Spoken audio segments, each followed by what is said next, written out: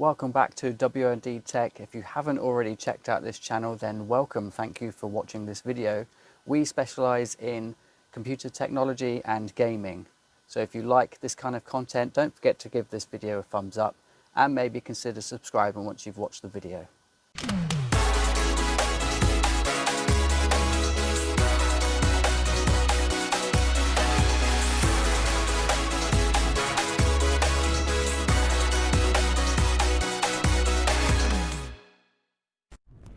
So a little bit of an ad hoc video. This wasn't planned at all. This is not intentional. This literally happened maybe a couple of hours ago. Those of you that follow me may recognize the PC behind me. I'm probably out of shot now, but this PC here we built for my daughter. This is the white and rose gold build. So if you haven't watched those two videos that we did on this, how we converted this Thermaltake Versa H18 into what you see here, then please do go and check out the videos. I'll put the cards up in the corner so you can go and check those out. Very, very interesting to see the process that we took to get it white and to build the system generally anyways. Yeah, just go and check them out, guys. So yeah, the reason that I'm actually sitting in front of this PC and filming this ad hoc video is that this morning, my daughter went to turn on the PC after playing on it yesterday. No problems at all. There hasn't been a single problem with this system since we built it. Unfortunately today, that all changed. There is no screen, no output from the video card at all. There are no post LEDs showing on the motherboard either. Now we have done a few troubleshooting steps, but I wanted to bring you guys along for the ride because it will happen at some point in your life of owning a PC that it just will not post. It will not show any video display on your screen. You'll get power like we are now. Everything spins up as normal, as you'd expect it to when you turn on your computer. Nothing happens. There's no output. So yeah, I want to bring you guys along for the ride and show you the process that I go through when we're trying to troubleshoot different things like this. Now I have already started, I'll be honest with you, I have already checked a couple of things, but we'll go through them again just so that you can try them if you're having the same problem with your system. So I posted on Twitter because that's what we do when there's a problem. We post on Twitter and see what other people's suggestions are. And we had one from someone called Vivian on Twitter, and she recommended doing a CMOS reset or clearing the CMOS. So that basically the CMOS is the first bit that boots up. Is basically a chip that's on the motherboard, and that contains things like what's plugged into your computer, what boot order your system boots up in, what fan speeds spin at, what temperatures are monitored, and all those kind of things are within that CMOS chip on the motherboard. Now, some motherboards have replaceable CMOS chips, some don't. This is not one of them. But sometimes when you get an issue like this, especially if you overclock your CPU, and if you don't know what overclocking is, don't worry about it, just skip this bit. It's basically where you try and increase the performance of your CPU, CPU being the bit behind the water cooler there. So to get you a bit more bang for buck out of your CPU. Now, this is an AMD system, 3600, not the X, just the standard 3600, still a very good CPU. You can still overclock. You can overclock all AMD CPUs, all the Ryzen CPUs. That's one of the great things about them. Now, it's very unusual for a CPU to die like that, but we're going to show you the process that we went through to come to at least two things that this could possibly be. So first is clear your CMOS. And that's normally done by using a screwdriver and holding that on two pins. Don't worry. Normally you will be asked, check your manual first. You will be asked to turn the system off using the switch on the back of the computer. Make sure all the lights are off if the system was running. Make sure all the fans are not spinning.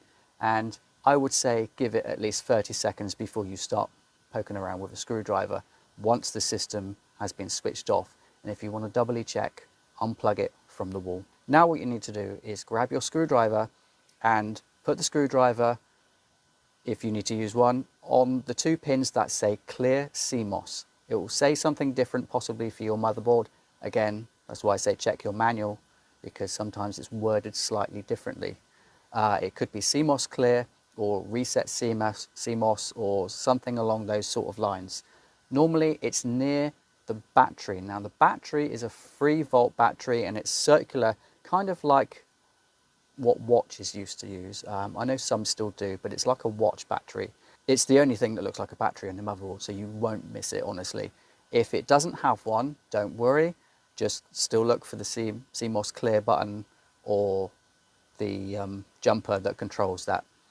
When I say buttons, some more expensive motherboards do have clear CMOS buttons, so you don't need to do this.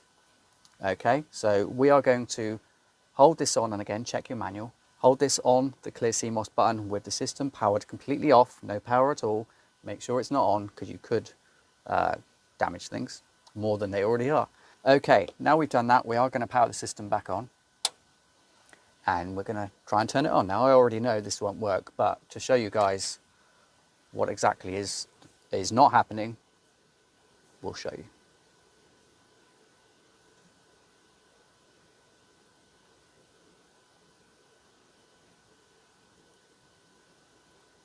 So there you can see we get the system, it looks like it's booting up properly.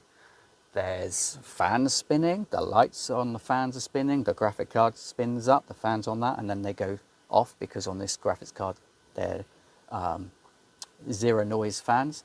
And obviously the RGB lights on the motherboard light up. So that tells us that power is good. There's power getting to the motherboard, there's power getting to the fans, and there's power getting to the GPU. All that is good. And obviously the keyboard, hopefully you can see the keyboard there on the desk there, that is lit up too. So USB appears to be working. So there's definitely power getting to the motherboard, but the CMOS clear did not work. So what do you do after that? Well, then this is where things start getting a little bit tricky. You will need to start taking out components of your computer. Now, if you're happy to do this, then by all means, you'll just need a screwdriver. Pretty much for all things to do with it, you'll need a screwdriver, a Phillips head screwdriver. So we are going to power this off completely now.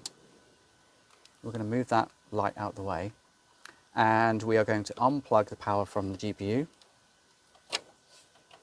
because we kind of need to move it out of the way. We're going to unscrew, we're going to pull the cable out, the monitor cable, and we're going to take out the GPU. Now, there is another way that you can check to see why your system is not posting. Unfortunately, this particular motherboard doesn't have this feature. Well, it does, it just didn't come with one. Now, this is the GPU. We hope, I think this works. We haven't tested it in another system. As I said, this is an ad hoc video, so we're still diagnosing this system. But I did grab 2 other GPUs from, these are very old GPUs. This is the original one that came out of Emma's system from ages ago. There's a video about this one as well. Gaming on an 11-year-old AMD system, if you want to go and check that out. It includes, actually it came with that graphics card, but her original system came with this one. So we know this is a good graphics card. It does need power, so we're going to put that one in. And we're going to plug the power back in. Because this graphics card needs power, we're going to plug the HDMI cable back in. And we're going to fire up the system again. And see if that works. So we can see up there, the tablet up there has powered on because the USB's powered on. Obviously everything's got power, as you would expect the system to boot, but there is still no display. So we've ruled out, or at least at this particular moment in time, we've ruled out that it is not a problem with this GPU, because I know that graphics card is a good graphics card. That one works fine. So what we're going to do, we're going to power the system off again and take out the GPU. Okay, so we've taken out the GPU. Now the next thing is we need a GPU in this computer, because if it is going to work, we need a display. We need a graphics card in there basically. So we're going to put this one back in, because I don't think it's this one. And like I said, we need a GPU installed to get any kind of output, assuming we can even get this thing working today. Fingers crossed. Plug the power back in, don't forget that. Most modern graphics cards will need some sort of power. So that's that all plugged back in. Let's plug the HDMI back in. So that's that bit done. So the next thing is memory. Now, you can see the two DDR4 sticks of RAM there. That is 16 gig of Crucial Ballistics. Now, as you saw earlier when we posted, or tried to post the computer or turn on the computer, they lit up fine. So there's definitely power getting to them, but it doesn't mean they're working. So we're going to take out one stick at a time and just leave one in there. Yes, normally that's not great for a gaming system or any type of system really, because of the way it accesses memory. It likes to access them in pairs, and it's just generally quicker if you do them in, if the memory's in dual channel mode. So normally you would pair two together. So what we're going to do, we're going to turn it back on and just try it with the one stick of RAM installed. You know, just in case it's a memory slot issue or something like that. Now, what I was saying earlier about this thing doesn't have, it didn't come with a speaker. Now, the speaker is the most important thing of any system. Even if you don't leave it on the system all the time, pretty much all motherboards still have where you plug things like the power button in, the reset button, the LED power button, the hard drive LED button. Most motherboards, if not all of them, still have a speaker output, and it's normally either 4 pins with 2 spaces in the middle, or just 2 pins that you individually put on. So some manufacturers will include a little tiny speaker that you just plug in, and then you can diagnose the system. Because the reason that's important is because the beeps that you get during the first turn on, like the single short beep that you get when you turn on your system, if you have a PC speaker plugged in, an internal one, not your big main speakers where you listen to your games, not that type of speaker, it doesn't work that way. That can help you diagnose the problem. And if we had that plugged in, I don't have one to hand that I can plug in, which is why we're doing it this way. We're doing it the old-fashioned way, as I call it. It would pretty much tell you almost instantly, depending on the type of beeps and how long the beeps were, what your problem was. As I said, unfortunately, we don't have that option today. So we are doing it the old-fashioned way, manually taking things out and trying them. As we can see, taking this one out didn't make any difference. So what we're going to do, we are going to turn it off again. We're going to swap the RAM sticks over, and we're going to try the other one on its own and see if it makes any difference. Now, I haven't actually tried this already, so if this works, which I don't think it will, because I think these memory sticks are fine, then this is going to be a very short video. If not, yeah, stay along for the ride. Okie dokie, so as I expected, there is no output on the display, nothing on there at all. The light should turn blue on the monitor when there's an output, and we're not getting anything at all. So let's move on to the next bit.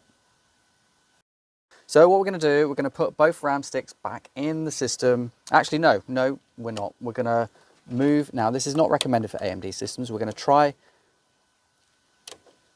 a different memory slot.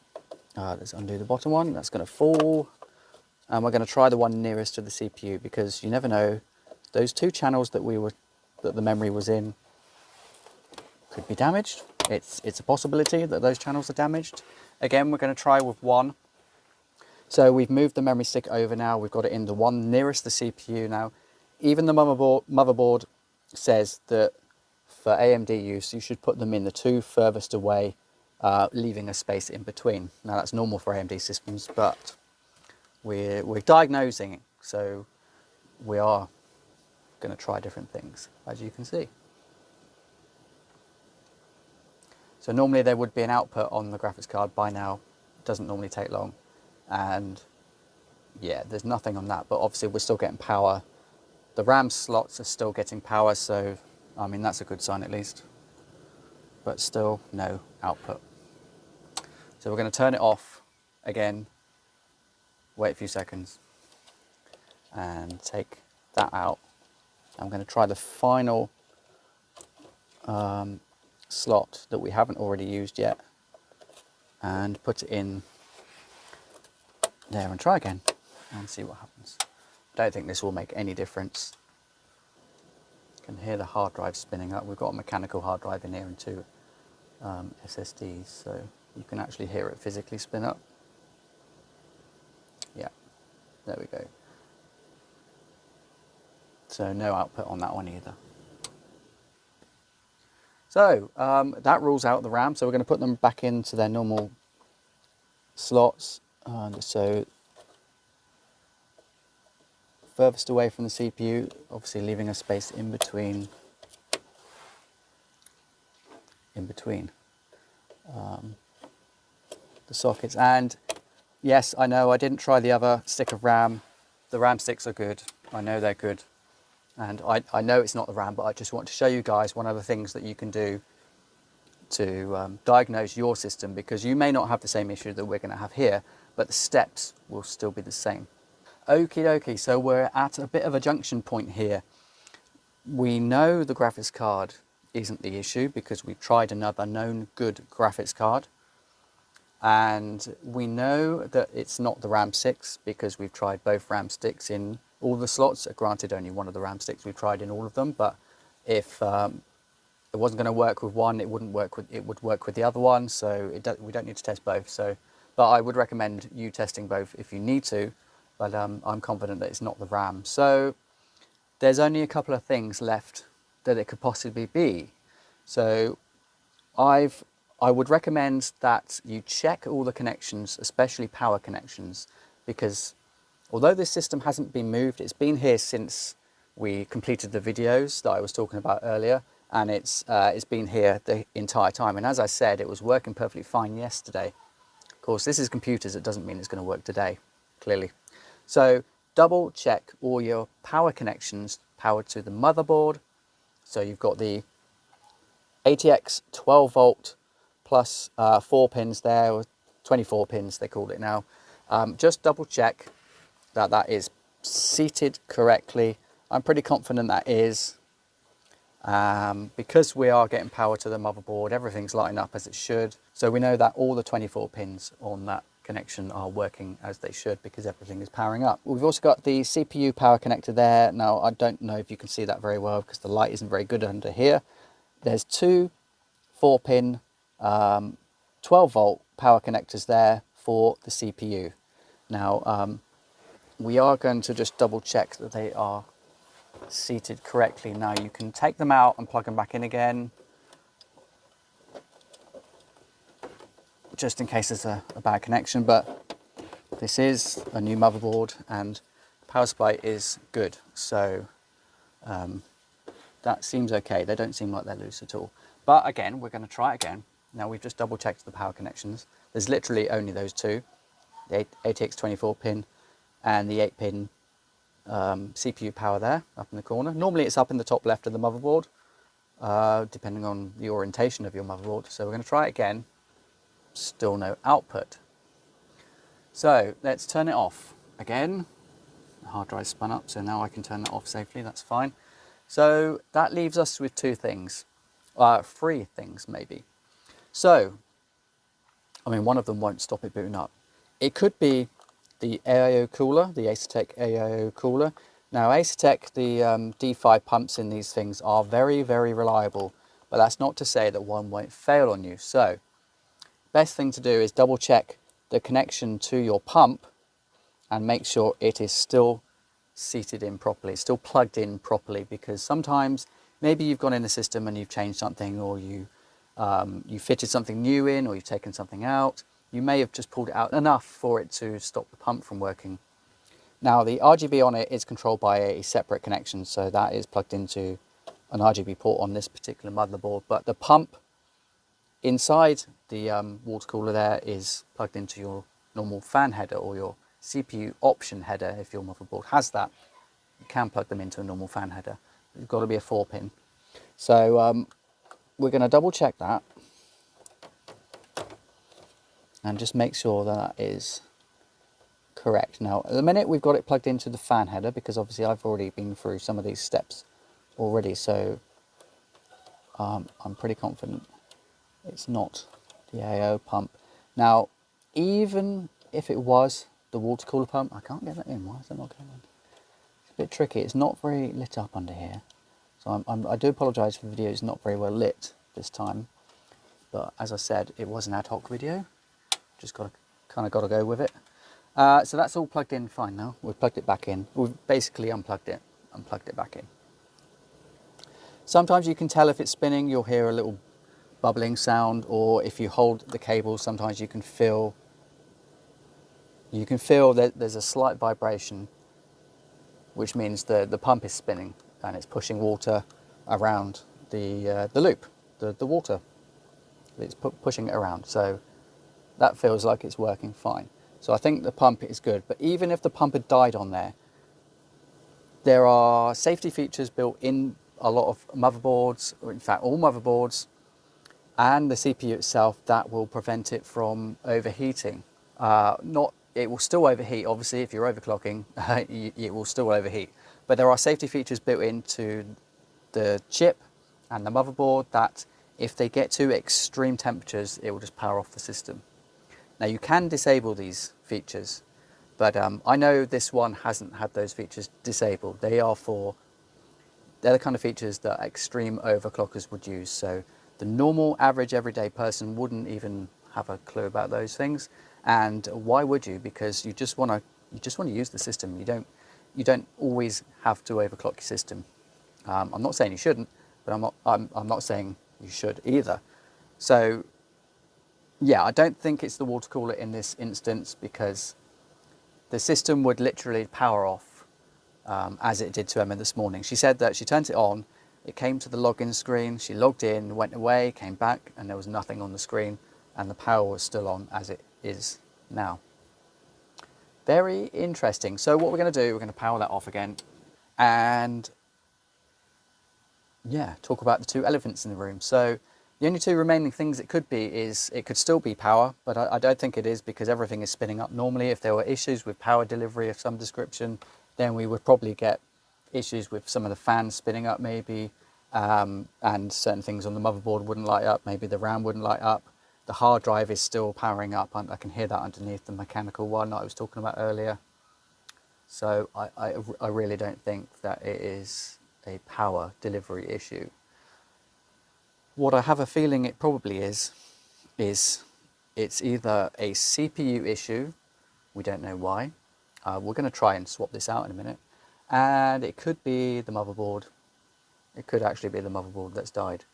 But until we try the CPU option first, we won't know if it is the motherboard or not. So the next step is to try the last remaining component that we can actually take out of the system and swap. We're going to do that now. So I did bring extra memory. So yeah, if you've got spare components that will fit your current system and you want to use them and you know they work, then try them. I did bring these to try, so let's be thorough and let's try these sticks of RAM just to be on the safe side. So there's no point in me teaching you how to do things or how I would do things if I don't follow through on them myself. So let's try some different RAM, shall we? Okay, so they light up. These are lovely, they light up beautifully. Maybe not quite as bright as the Crucial Ballistics ones, but I think the colours are better on these ones than they are on these. White on these looks, when they're lit up, the LEDs are lit up white, they go pink, and that's the way the LEDs are made. These are pretty good. But as we can see, the system is still not posting, so it's not the RAM. So there we go, we did try. And I know for sure these sticks work. So I'm not going to go and try the other stick of RAM. I just wanted to double check. because I had them here. Basically, they're on top of the CPU that I was just about to show you guys. So I thought I would try the RAM. You know, as I said, take my own advice and try these things instead of rushing through. Don't rush, take your time, because doing this could actually save you a ton of money if you took your computer into a computer shop to diagnose. They would have to go through this whole process, and that could take, well, it's taken as long as this video is so far, so it could take them a while depending on what they were testing, but yeah. So what we're going to do, the only other CPU that I have available that I can put in there is an AMD Ryzen 7 3800 XT. This is actually for our charity PC that we're building, that we've been doing for the last year, over a year now. We've been trying to raise parts and funds for this. So yeah, if you do want to help support our severe anxiety charity PC that we'll be giving away in conjunction with the Anxiety UK charity, once the system is built, then yeah, please check out the links down below how you can support that. This is the only other CPU I have, as I've said, so I kind of don't have a choice. I've got to use it. Like I say, it's very, very unusual for a CPU, as I said earlier in the video, it's very unusual for a CPU to just die like that. Motherboards, more common, I would say. But luckily, this motherboard is one I purchased myself, so it's still under warranty. It's not one that was given to us, so we're good there. We can get it replaced if necessary, but I'd rather, yeah, it's always a bit worried about using another person's bit of kit here, so hopefully it doesn't damage this. But let's see what happens, shall we? Okie dokie, so we've unscrewed the AIO cooler from Acertech here.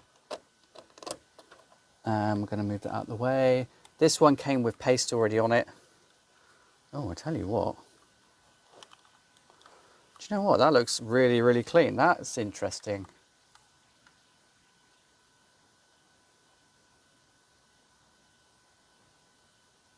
That is very interesting. We may have found our problem. To me, that looks like that hasn't been contacting on the CPU. Now, I've checked the temps on this system, and the temps were good. And that was screwed down as tight as I could possibly get it. Not over tight, obviously.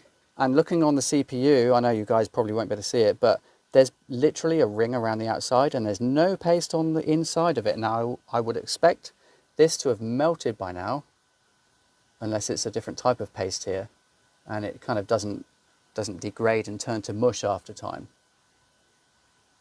But that is definitely, there's not a cover on that, guys. That is definitely paste, and this was definitely brand new when I put it on. That's interesting.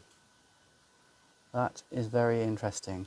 To me, that looks like enough, there hasn't been enough pressure on the cooler against the CPU.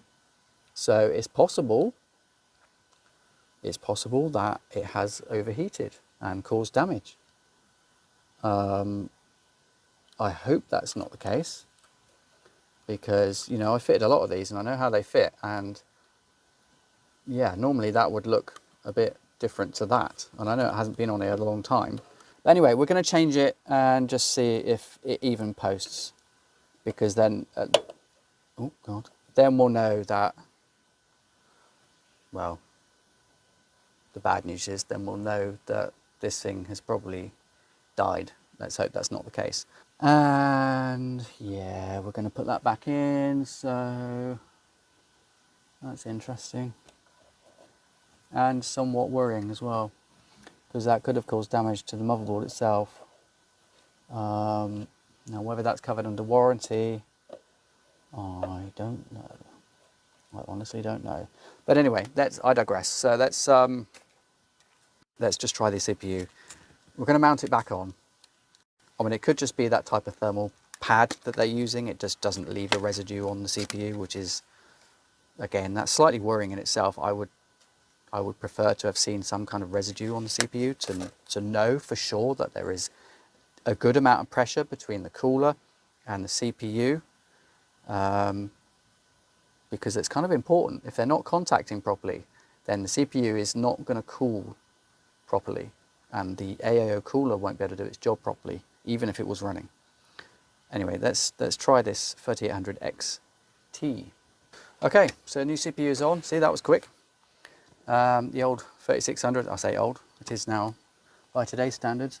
So let's fire that up and see if we get a video output. Oh wait, 1 second. At least you guys were here. You noticed there was no RAM installed, so let's put one of the RAM sticks back in. I'm not too worried about cable management right now because we're in the diagnosing phase. And what it looks like at this moment in time is completely irrelevant. Yes, I did just put that back in while the power was on, but I didn't power the system on. Okay, there we go. Let's hope we get a display.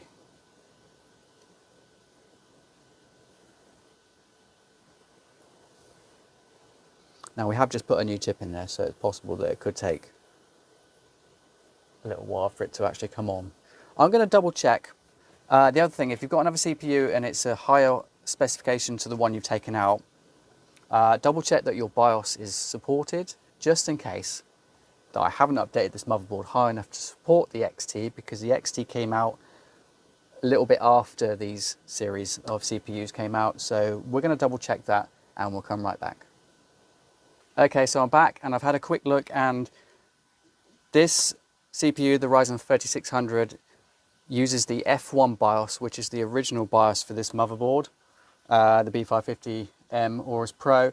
Unfortunately, the 3800 XT needs the F2 BIOS version, so we're going to do a Q-Flash, which means that we can plug the BIOS we've just downloaded into the back of the motherboard, into a specific USB slot, and we can basically flash the BIOS without turning the system on. So I have read. Now this is new to me, I have not done this before, so we are going to give it a go and see what happens. So we plug the memory stick into the correct port, and on this system, and I'll show it on the screen if I can, it is the white port on the back. Now then what we do is we push the Q flash button, and what that should do is flash when it detects a compatible BIOS. That means it's updating the BIOS. When it stops flashing, then it should have finished the BIOS update and we can power on the system. So let's give it a go. Okay, so we finally managed to use the Q Flash Plus, and once you've got your BIOS file on the memory stick has to be in FAT32 format. It can be any size. You have to rename the BIOS file to gigabyte.bin, otherwise Q-Flash won't pick it up. On this motherboard there's a button you can push on the back to initiate that process. So that is in progress now. The light is flashing on it, which means it's updating the BIOS on the motherboard, and when it stops flashing, that means it's done and we can take the memory stick out and hopefully boot the system and then try the 3800X that we've been trying. Oh, it's actually turned on now, so let's see if that made any difference whatsoever. I didn't turn that on, you saw that yourself, it turned on its own. Okay, so it's been a couple of hours later since you just saw me a moment ago, since I was trying to do the BIOS Q-Flash Plus update on this Gigabyte motherboard. That's now happened, and that's now updated. So we're about to put the cooler on. We've already done this, so I'm just going to show you for the video's sake. We're going to put the cooler on and then fire up the system. Now, there's a discovery. I've made a bit of a discovery here in what caused, or what potentially caused, the issue with her system. Now, why it's only just happened, I really don't know. But it's a very interesting one, and it's one I'm going to have a conversation with a certain manufacturer, of which is currently on the screen right now. Not sure whether you can read it or not, but it's yeah, something to be concerned about. If we can get this thing on. Obviously, we're using the Acertec cooler here, and from what I can tell, let's just tighten this up a minute. From what I can tell, there seems to be an issue with not the design, not the Asetek cooler itself. The Asetek cooler itself is fine. The design of it is absolutely fine. It's not that, but it's what's on the cooler. And let's just show you the system working first. Okay, so there we go. That's on. Let's the power's already on. Okay, let's turn it on. And as you will see in a moment, hopefully, the system now boots. Keyboard comes on. Now the monitor's on, and you can see it's booting up as you would expect. So now we've got the 3800 XT in there. Obviously we had to do the BIOS update because it didn't support it. It needed the F2 BIOS, as I've already said. If I haven't, I've just said it now. And yeah, that's why it wasn't booting earlier when we tried it. So that's all fine, and it's booting now. That's absolutely fine. So what we think the issue was is that the cooler, the Asetek cooler, wasn't actually well, not the cooler as such, the pad, the thermal pad that came with the Asetek cooler wasn't thick enough to actually make proper contact with the CPU. So if I can show you that, and you may have seen me post this on social media as well.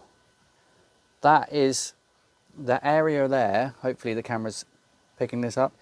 Basically you can see the area that actually made contact with the CPU, and there is zip, nothing inside the CPU there at all. And obviously, well, obviously it's not covering the entire CPU. And when I should have taken a picture of it. Unfortunately, I didn't. So I can't show you guys, but if I can find a picture of what it looks like originally, it's basically just a circular thermal pad. The size of that is just the pre-applied ones that they put on the CPU. So that's basically put on the cooler, sorry, not CPU. And that's basically it. Now, by my reckoning, if it comes with it, it should function as it's meant to. But obviously there was some kind of issue there. Now I don't know whether it's the surface of the CPU that's slightly different and causing it not to seat on it properly, not to mount on it properly, or whether that's a problem with the cooler, whether it's got an indent in the center causing it not to make contact with the CPU properly.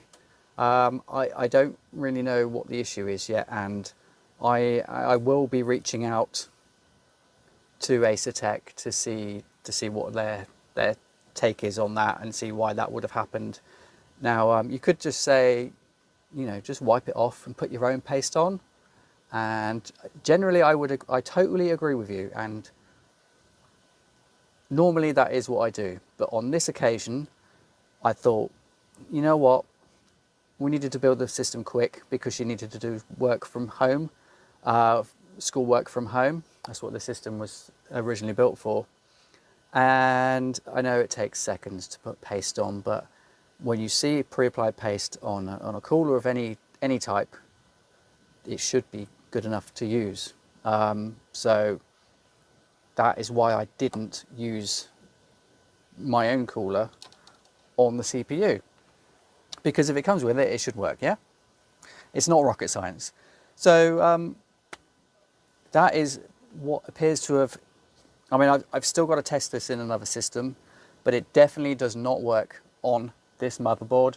So yeah, there we go. That is how we got to this stage, and this is why it's so important to go through your system that is having a similar problem to this. Not necessarily the CPU problem, but whatever the issue is with your computer. We could have caught the problem. It could have been the RAM for all we know, but normally you would get post beeps and things from your internal speaker, like I said earlier, but there is no internal speaker connected to this, so we wouldn't have known that. Or it could have been the GPU. When we put that one in, it should have fired up as normal, but given that there was no other indication, I mean, I still don't think there's any like post lights or anything like that that actually indicates that it's on, other than the fact that the fans are spinning and the RGB is lit up on the motherboard at the back there. That's pretty much it. There's no other LEDs that tell me this thing is on. But I know from experience that given that everything was powered up, it had to be something else. It had to be either the motherboard or the CPU. In this case, it was the CPU, unfortunately. Luckily, I had one, as I said earlier, for our charity PC that we've temporarily put in here because she needs to use this for school. Not particularly ideal. So I'm going to see what Asetek say about this, because this was using their cooler and it was fitted correctly. I'm still using their cooler. The cooler itself is actually fine. I've put my own paste on there now, and I've checked and I've taken that off. You may have seen it when I screwed it on earlier as well, that it already had paste on the CPU. That's because I'd obviously tried it before I filmed this section. So I know that it's completely covering the CPU now, as it should do. But obviously that's not how their thermal pad works. So I'm hoping that they know about this or something, and they've resolved it, or they've changed the paste they use, made it slightly thicker. I don't know what the resolution is for that, but it's not good that if obviously this one you can't buy the Asetek one, as far as I'm aware. This will be branded Asetek because they make it, so it will have a different cap on it, but it will still be made by Asetek, and it will probably still use their thermal paste, their pre-applied thermal paste pad. So no, I don't know who else uses the Asetek. I mean, actually loads of companies use the Asetek design because they're normally pretty good and pretty reliable, actually. But yeah, they just changed the cap to make to you know, for their own design, whether it be, I don't know, Fractal Design, Thermaltake, whoever is going to use the Asetek system. So there we go. Hopefully this really sort of rough video is going to make some sense to you. Hopefully it comes together in the end, okay? Because it feels to me, this has been all day, it feels to me like it's been a bit all over the place, and apologies if it does feel that way. It's not our normal caliber of videos. It was just like, wait a minute, there's a problem, let's make a video on it and see if it can help other people, you know?